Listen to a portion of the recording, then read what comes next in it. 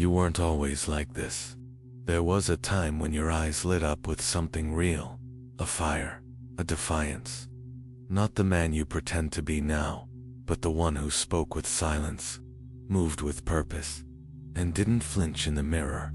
But somewhere along the way, you buried him. Why, it didn't happen all at once. You didn't wake up and say, "Today I'll become someone else." It was slower than that, more subtle, a quiet erosion of the soul. You traded truth for peace, dreams for duties, purpose for approval. Not because you're weak, but because no one ever told you that strength sometimes looks like saying no to the world and yes to yourself.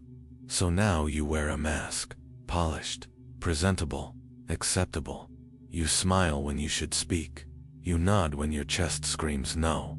You chase promotions, praise, applause, but feel nothing when you get them. You've become so good at playing the role, you forgot it was a performance. Epictetus once said, "It's not what happens to you, but how you react to it that matters." The world can ask you to bend, but only you can decide to break. And you broke in silence, bit by bit, by choosing what pleased others over what honored the man inside. But why did you do it? Because the world told you. Don't be too intense, don't be too quiet, don't dream too big, don't feel too much. So you toned it down, dimmed the light, smiled when you wanted to scream, laughed when your chest was heavy, and all the while, you hoped someone would notice. That someone would say, "I see you." But no one did, and the man inside, he stopped knocking. He got tired of waiting for you to return. He sat in silence, watching you become something less. You lost his voice in the noise, his instincts in your people-pleasing, his fire in your comfort, and yet, despite everything, you don't feel safe. You feel anxious, tired, restless. Why? Because pretending to be someone else is exhausting. Because every step you take away from your true self creates a tension you can't name.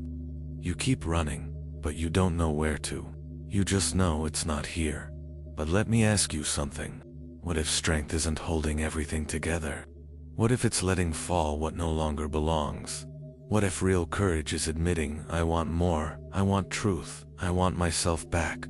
Epictetus would nod. He'd remind you that control isn't about the world. It's about your response to it. And your response can start today. You don't need to find the man inside.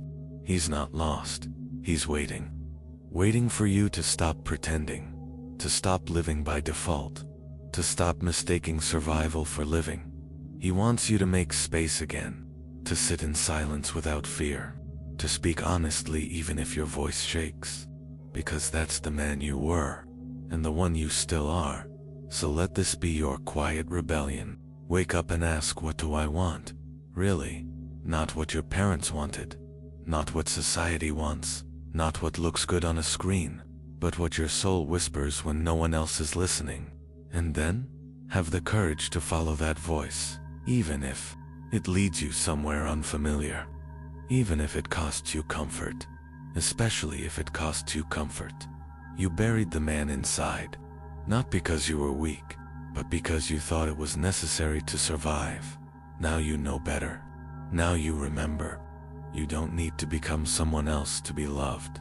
You don't need to silence yourself to be safe. You don't need to live small to fit in. Let the man inside rise again. Not with fury, not with noise, but with quiet clarity. Like the sound of a sword being unsheathed in a still room.